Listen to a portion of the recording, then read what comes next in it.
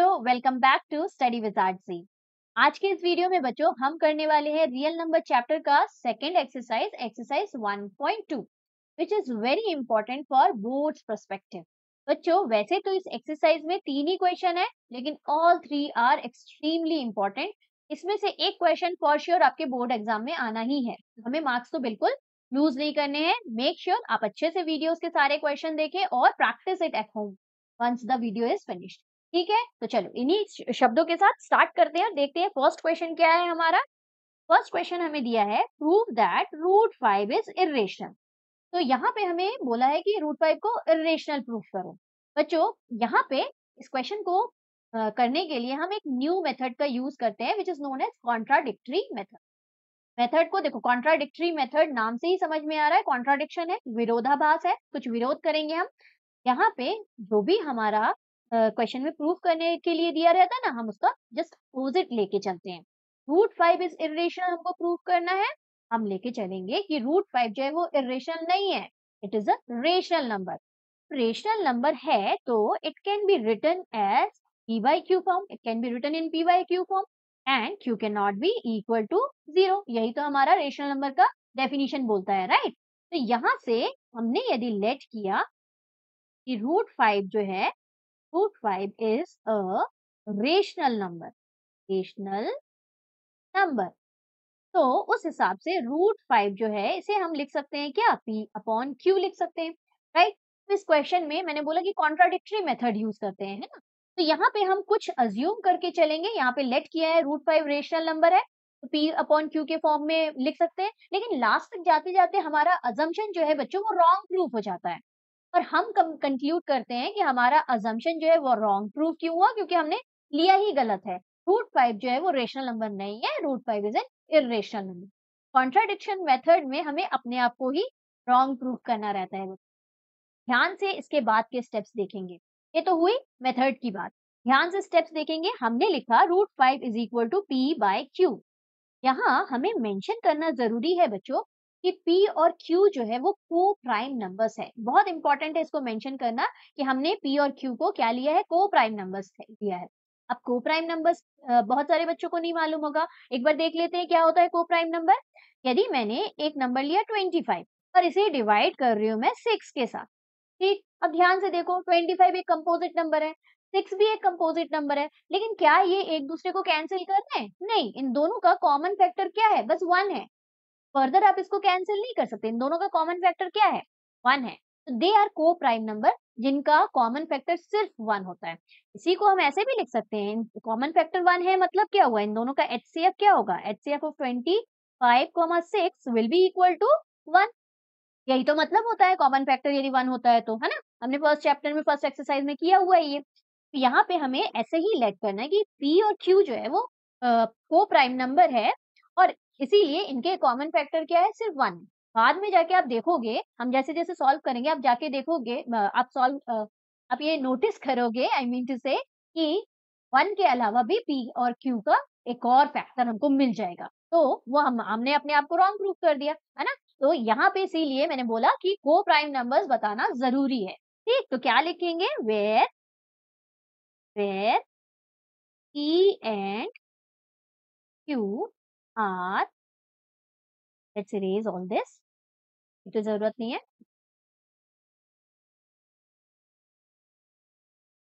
are को prime integers and एक और क्या मेंशन करना जरूरी है कि q can not be equal to 0। अच्छा, यहाँ पे को प्राइम इंटीजर्स की जगह आप ये भी मेंशन कर सकते हो HCF of p comma q, q और p का जो HCF है या कॉमन फैक्टर जो है वो सिर्फ 1 है। ओके, इतना आपको मेंशन करना फॉर श्योर, 100% आपको ये मेंशन करना जरूरी है। ओके, अब यहाँ पे रूट 5 देखा तो जैसे ही रूट देखते हैं तो हमें क्या याद आता है, स्क्वायरिंग बोथ साइड कर दे। आगे क्या करेंगे, स्क्वायरिंग बोथ साइड कर देते हैं। यहाँ पे स्क्वायरिंग बोथ साइड्स किया तो क्या मिल जाएगा, रूट 5 का स्क्वायर प्लस यहाँ पे p अपॉन, सॉरी प्लस लिख दिया मैंने, इज इक्वल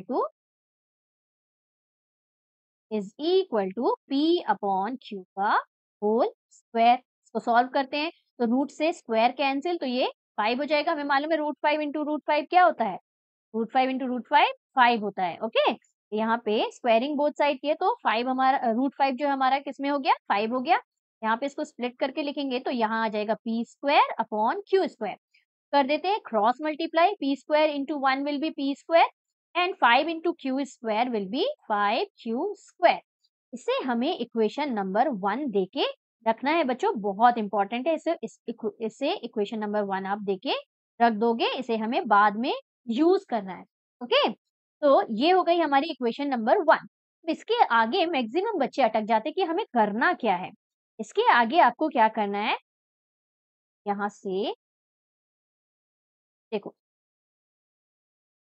यहाँ पे हमें p square is equal to 5q square को हम इस तरह से लिख सकते हैं, p square upon 5 is equal to q square. ठीक, लिख सकते हैं कि नहीं? अब यहाँ ध्यान से देखो, 5 जो है वो p स्क्वायर को डिवाइड कर रहा है, तो 5 यदि p स्क्वायर को डिवाइड कर रहा है तो इसको कैसे लिखेंगे? हम लिखेंगे 5 डिवाइड्स डिवाइड्स p स्क्वायर। अब याद करो, मैंने इंट्रोडक्शन वीडियो में बताया था, नहीं यदि आपने देखा तो डोंट वरी। एक थ्योरम हमारी है, थ्योरम 1.2। वो थ्योरम हमें बोलती है कि यदि कोई भी नंबर किसी के स्क्वायर को डिवाइड कर रहा है तो सेम वही नंबर p को भी डिवाइड करेगा। एग्जाम्पल से समझते हैं, ज्यादा अच्छे से समझ में आता है एग्जाम्पल से, है ना?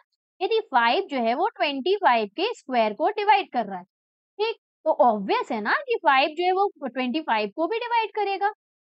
25 तो बहुत स्पेशल हो गया मेरा, 25 को भी डिवाइड करेगा, है ना? तो यही चीज यहाँ पे लिखी हुई है कि 5 यदि p स्क्वायर को डिवाइड कर रहा है तो 5 जो है वो p को भी डिवाइड करेगा। ओके, समझ में आया? चलो इसको लिख लेते हैं हम।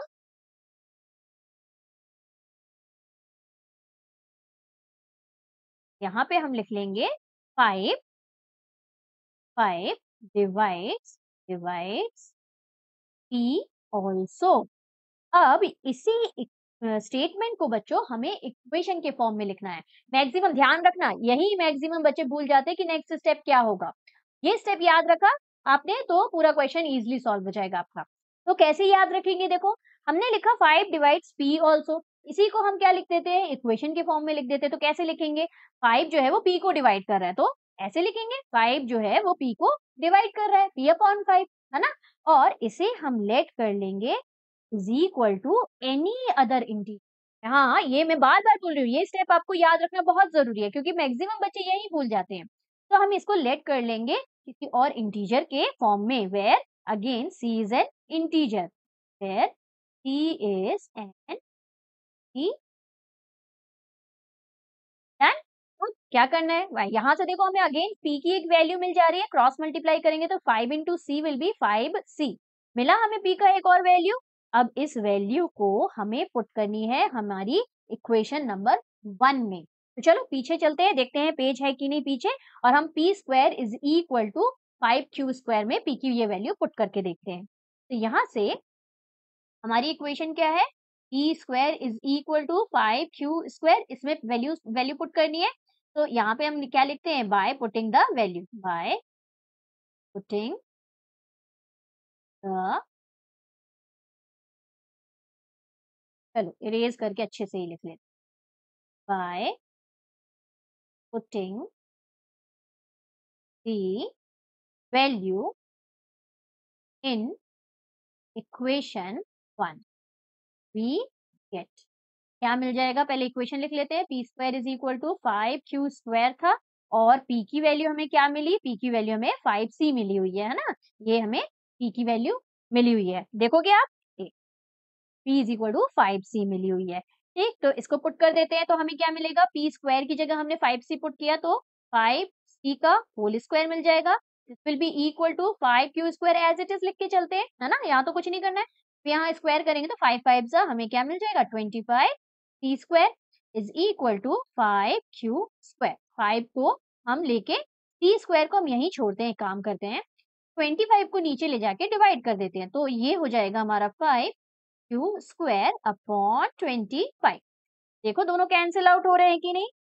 दोनों को हम कैंसिल करते हैं तो ये 5 1 जा 5 कटा और 5 5 जा 25 कटा, तो हमारे पास क्या क्या बच गया? हाँ, हमें सी स्क्वायर इज इक्वल टू बचा क्यू स्क्वायर अपॉन 5। अब इस चीज को आप ध्यान से देखो, इस चीज को, इस पार्ट को आप ध्यान से देखो। इस पार्ट में हमें क्या दिख रहा है? 5 जो है वो क्यू स्क्वायर को डिवाइड कर रहा है। अभी हमने देखा था कि कोई नंबर यदि स्क्वायर को डिवाइड करता है किसी भी नंबर के, तो सेम नंबर को क्यू को भी डिवाइड करेगा। 5 जो है वो क्यू स्क्वायर को यदि डिवाइड कर रहा है तो 5 जो है वो क्यू को भी डिवाइड करेगा, है ना? सेम वही थ्योरम, थ्योरम 1.2 यहाँ अगेन यूज करनी है हमें। यहाँ लिखेंगे क्या? सिंस 5 divides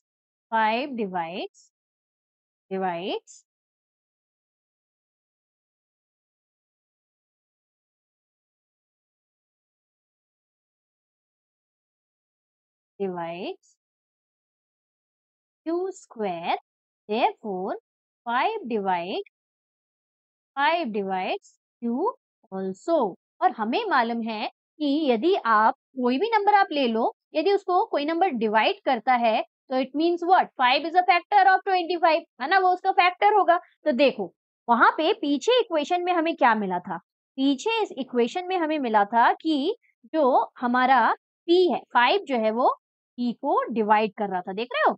यहाँ पे 5 जो है वो p को डिवाइड कर रहा था, और पीछे आप देखो 5 जो है वो q को भी डिवाइड कर रहा है। देखो 5 जो है वो q को भी डिवाइड कर रहा है। तो इन दोनों इक्वेशन से हम क्या कंक्लूड कर सकते हैं कि 5 is a common factor of both p and q। कर सकते हैं कि नहीं? यहाँ पे हमें यही कंक्लूजन लिखना है कि देयरफॉर उसे हम इक्वेशन नंबर 2 ले लेंगे, क्योंकि इक्वेशन नंबर 1 हमें ऑलरेडी ले चुके हैं। इक्वेशन नंबर 2 ले लेंगे, इसे हम इक्वेशन नंबर 3 ले लेते हैं। फ्रॉम इक्वेशन 2 एंड 3, इक्वेशन 2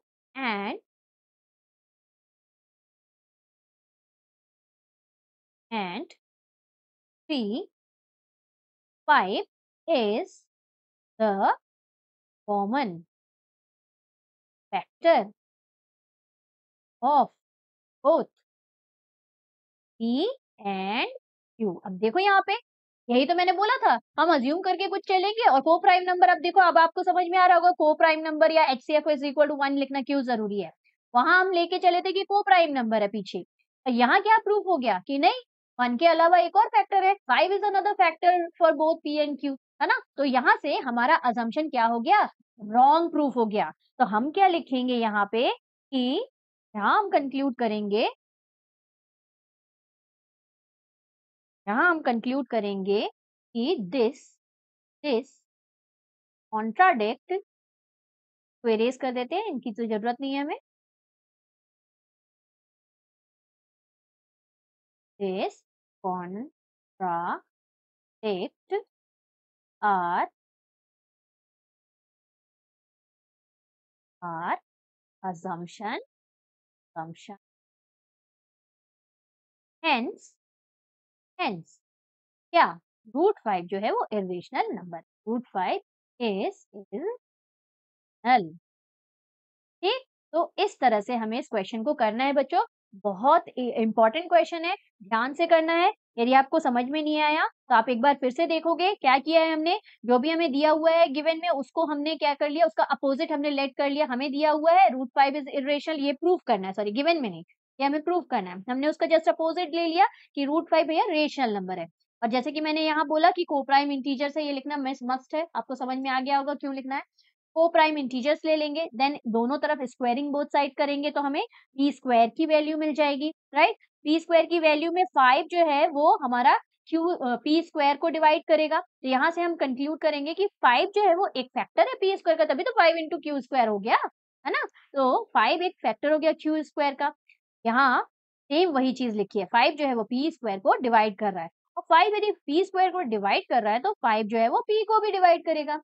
यहाँ ये इंपॉर्टेंट है, याद रखना कि नेक्स्ट स्टेप क्या होगा। जो हमने स्टेटमेंट के फॉर्म में लिखा है उसे ही हमें इक्वेशन के फॉर्म में लिख देना है। 5 डिवाइड्स p को हम लिख सकते हैं p अपॉन 5, और इसे लेट कर लेंगे एक और इंटीजर के फॉर्म में। ओके, फिर क्रॉस मल्टीप्लाई करना है और कुछ नहीं करना है, p स्क्वायर की वैल्यू में पुट कर देना है, इक्वेशन नंबर 1 में पुट कर देना है। अल्टीमेटली आपको 5 जो है वो q का भी फैक्टर मिल जाएगा, और हम कंक्लूड कर देंगे कि 5 जो है वो p और q का अदर फैक्टर है, अदर देन 1। ठीक, तो हमारा जो अजम्पशन है वो रॉन्ग प्रूफ होगा। कंक्लूड करेंगे लास्ट में कि रॉन्ग अजम्पशन इसलिए हुआ क्योंकि रूट 5 जो है वो इर्रेशनल नंबर। आई होप आपको अच्छे से समझ में आ गया होगा क्योंकि very very very very important question. Next question बहुत इजी है। देखो ये इसको कैसे करना है, यहाँ पे simply again contradictory method use करना है, लेकिन ये बहुत इजीली हो जाता है, छोटे में हो जाएगा, है ना। तो देखो क्या करेंगे, यहाँ बोला है prove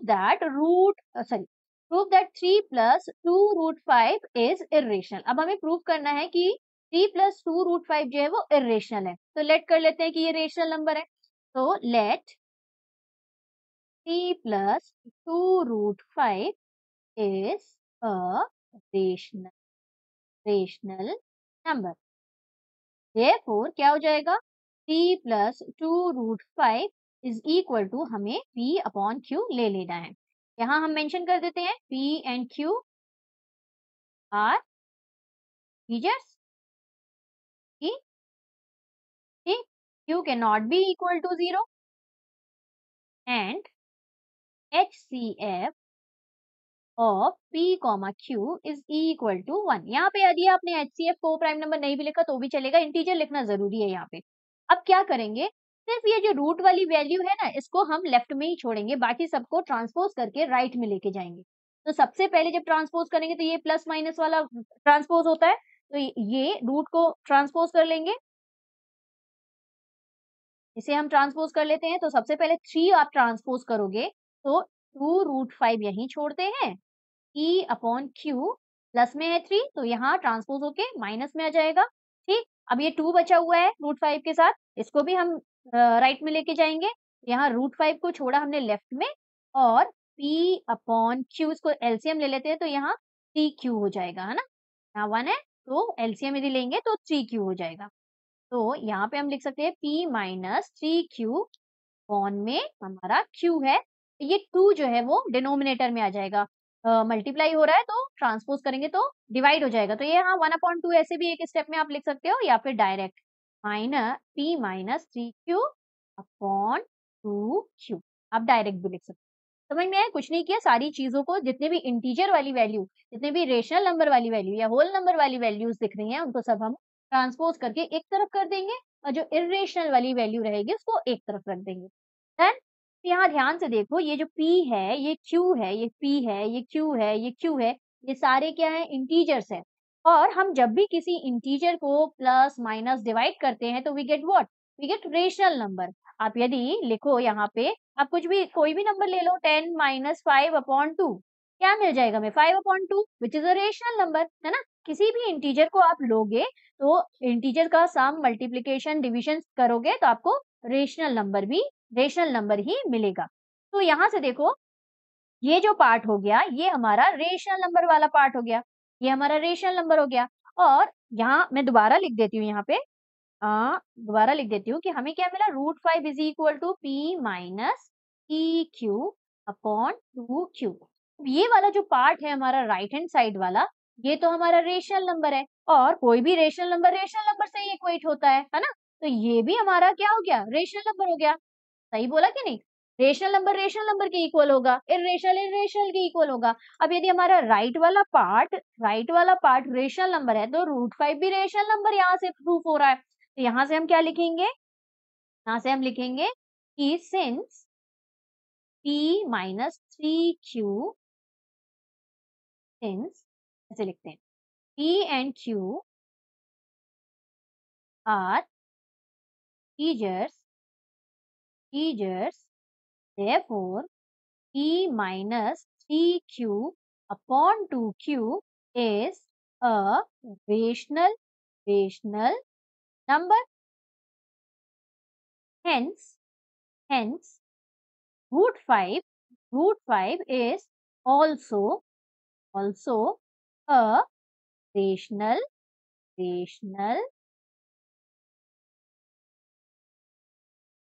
one is O, rational number, है ना। अब रेशनल नंबर बोल दिया तो रेशनल नंबर हो जाएगा क्या, नहीं, हमें मालूम है रूट 5, अभी पीछे ही हमने इसको प्रूव किया कि रूट 5 इरेशनल है ना। तो यहाँ पे हमारा क्या लिखेंगे हम, hence root 5 is a rational number, but we know that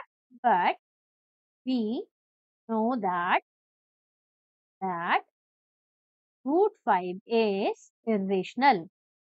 irrational. This contradict our assumption.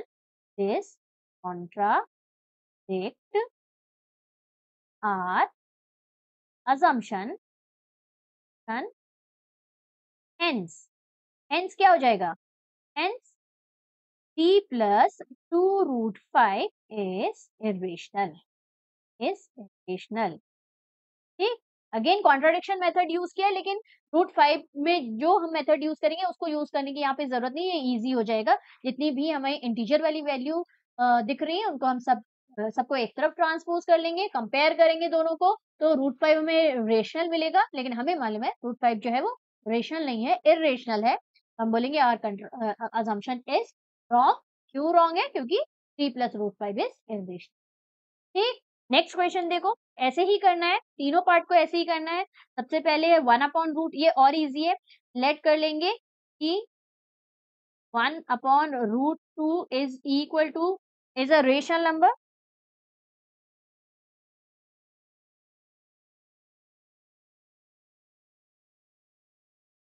Late कर लेंगे, let 1 upon root two is a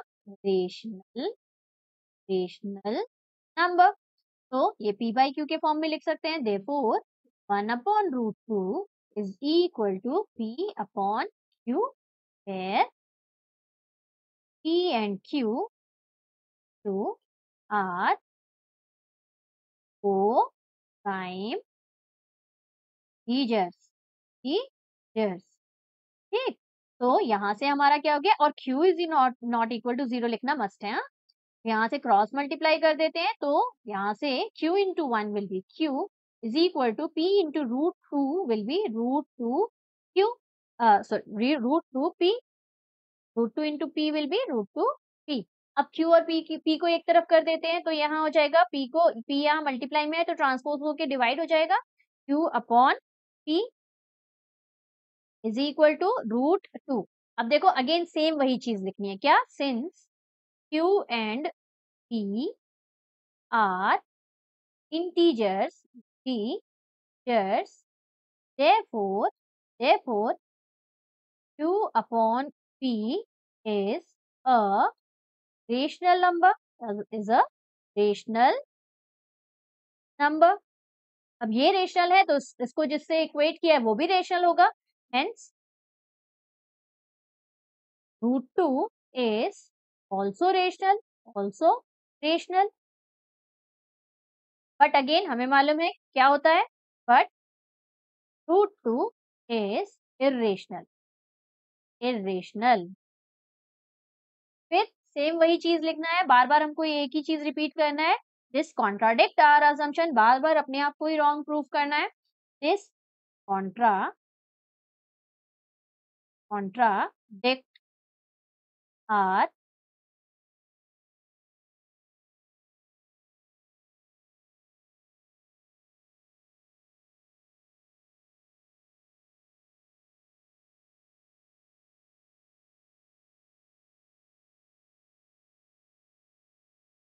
this contradict our assumption hence क्या है, 1 upon root 2 is a rational number. ठीक, इसी तरह से बच्चों आपको सेकेंड वाला पार्ट भी करना है, थर्ड वाला पार्ट भी करना है, और इजी है। देखो क्या करेंगे, ये यदि हमने 7 रूट 5 को रेशनल नंबर लेट किया, तो 7 अपॉन रूट 5 को हम p बाई क्यू के फॉर्म में लिख लेंगे। देन वही लिखना है, p and q are integer. यहाँ से रूट 5 को छोड़ेंगे यहीं पे लेफ्ट में ही, और राइट में हम ट्रांसपोज करके ले जाएंगे, p अपॉन 7 q हो जाएगा। 7 को डिवाइड, वहां मल्टीप्लाई है, यहाँ के डिवाइड हो जाएगा। अब वो अब सेम वही चीज रिपीट करनी है हमको, p q और 7 all three are integers, therefore p upon 7q is a rational number, तो रूट 5 भी रेशनल नंबर होगा इसके according. But we know that root 5 is an irrational number, this contradict our assumption. ठीक, पूरी same line repeat करनी है। Next वाला भी देखो, 6 प्लस रूट 2 है, इसे हम p बाई क्यू के फॉर्म में अज्यूम कर लेंगे और √2 को यहीं छोड़ेंगे, 6 को ट्रांसपोज करके ले जाएंगे तो p अपॉन क्यू, 6 यहाँ पे प्लस में है तो वहां जाके माइनस में हो जाएगा। सेम वही चीज अगेन रिपीट करनी है, p q 6 all 3 are integers, if we solve this we'll get a rational number, so it will be a rational number, then √2 is also a rational number, √2 लेकिन हमें मालूम है कि रेशनल नंबर नहीं है, तो this contradict our assumption again। तो यहाँ से हमें क्या प्रूव हो जाएगा कि 6√2 जो है वो एक क्या है, इर्रेशनल नंबर है। ये तो हो गई बात बच्चों, ये आप लोगों का होमवर्क रहेगा, आप ये खुद से कर लेना। एक और क्वेश्चन देखते हैं, इससे थोड़ा सा अलग होता है विच इज इम्पोर्टेंट, क्योंकि एनसीईआरटी में वो क्वेश्चन दिया नहीं है लेकिन कई बार एग्जाम में उस पैटर्न का क्वेश्चन आ जाता है, जिसमें हमारे दोनों नंबर जो है वो इरेशनल दिए रहते हैं। जैसे यहाँ पे आप देखो 6 जो है रेशनल है और √2 इरेशनल है, तो हमने रेशनल रेशनल को एक तरफ ट्रांसपोज कर दिया, इंटीजर वाली वैल्यू है उनको एक तरफ ट्रांसपोज कर देते हैं और हम फिर कंपेयर कर देते हैं दोनों को। लेकिन कभी-कभी क्वेश्चन में हमें इस तरह से दे देते हैं, ये एक्स्ट्रा क्वेश्चन की तरह आप सोच के चलो, लेकिन ये इम्पोर्टेंट है हमारा। जैसे ये √2 की जगह सॉरी 6 की जगह √6 दिया होता और √2 दिया होता। अब देखो दोनों रूट में है, हम कुछ ट्रांसपोज कर सकते हैं क्या? इसको चलो लेट कर लिया कि ये p बाई क्यू के फॉर्म में है, ठीक, लेकिन क्या अब इसको हम ट्रांसपोज कर सकते हैं? नहीं, क्योंकि दोनों में से क्या ट्रांसफर करोगे? Both both are irrational number, है ना? इर्रेशनल नंबर का सम भी इर्रेशनल होता है, हमें मालूम है, लेकिन प्रूफ तो करना पड़ेगा ना, हमें कुछ किसी तरह से प्रूफ करना पड़ेगा, है ना? तो हम क्या करते हैं, यहाँ पे हम स्क्वेयरिंग बोथ साइड कर देते हैं, स्क्वेयरिंग बोथ साइड्स साइड्स और यहाँ पे instead of taking p by Q हम इसको p के इक्वल लेट करते हैं। वाले p is also rational number, कैसे? हम यहाँ पे p अपॉन 1 यदि लिख दें तो p अपॉन 1 रेशनल नंबर होगा कि नहीं? तो p ले लेंगे तो ज्यादा इजी पड़ जाता है और कुछ नहीं, p बाई क्यू के से भी आप करोगे तो you'll get the same result, एक ही रिजल्ट आपको मिलेगा, थोड़ा सा लेंदी हो जाता है। हम इसे p के टर्म्स में इक्वेट कर देते हैं, तो दोनों तरफ स्क्वायरिंग करेंगे, स्क्वायरिंग बोथ साइड करेंगे तो ये √6 प्लस √2 का होल स्क्वायर हो जाएगा और यहाँ p का स्क्वायर हो जाएगा। तो खोल लेते हैं कौन से वाले फॉर्मूले में, a प्लस बी का होल स्क्वायर हमारा लग रहा है, a प्लस बी का होल स्क्वायर क्या होता है, a square plus 2ab plus b square होता है ना? तो यहाँ पे क्या हो जाएगा, √6 का whole square plus 2 into √6 into √2 plus b का होल स्क्वायर मतलब √2 का whole square is equal to हमारा क्या है, यहाँ पे p square as it is लिखते हुए चलेंगे, है ना? तो देखो रूट से स्क्वायर कैंसिल, तो ये बन गया हमारा 6 प्लस 2, रूट रूट वाली वैल्यू मल्टीप्लाई हो जाती है ना? इसका √6 इंटू √2 का मतलब ही होता है रूट के अंदर 6 इंटू 2, ठीक? तो ये हमें 2√12 मिल जाएगा और यहाँ पे अगेन 2 से ये दोनों कैंसिल हो जाएंगे, रूट कैंसिल हो जाएंगे, तो यहाँ पे 2 आ जाएगा is equal to p square. अब 6 और 2 को ऐड कर देते हैं, तो यहाँ 2√12 plus 8 is equal to p square मिला।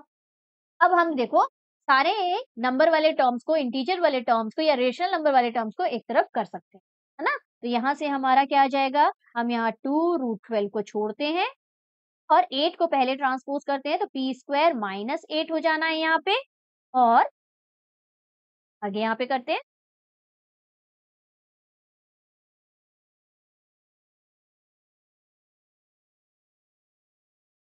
आगे यहाँ पे करते हैं तो 2√12 is equal to p square minus 8 मिल चुका है हमें। 2 लेके आ जाते हैं डिनोमिनेटर में, √12 को हम यहीं छोड़ देते हैं, रेशनल नंबर यही दिख रहा है, ये हो जाएगा p स्क्वायर माइनस 8 अपॉन में 2। सेम वही चीज हमको यहाँ पे रिपीट करके लिखनी है कि p square 8 and 2 are integers, तो p square minus 8 upon 2 will be equal to is a rational number, hence √12 is also a rational number, but we know that √12 is irrational. This contradicts our assumption, hence √6 plus √2 is irrational. ठीक, same वही चीजें हमें बार बार repeat करनी है बच्चों, तो इसीलिए याद जैसा हो जाता है ना? तो 2-3 बार आप करोगे तो आपको भी याद हो जाएगा और क्योंकि ये क्वेश्चन 100% श्योर आना ही है, सारे क्वेश्चंस को आप एक बार अटेम्प्ट करना, जिससे कि सारी चीजें दिमाग में एकदम सेट हो जाएगी, है ना? तो मार्क्स तो कटने हैं नहीं, इधर 2 नंबर का आएगा या 3 मार्क्स का आएगा, तो try to lose even 1 mark, है ना? तो कीप प्रैक्टिसिंग मैथ्स, अच्छे से पढ़ना, इसी के साथ हमारा ये एक्सरसाइज भी यहीं खत्म होता है बच्चों। मिलते हैं नेक्स्ट वीडियो में, एक नया चैप्टर स्टार्ट करेंगे। Then take care, bye bye.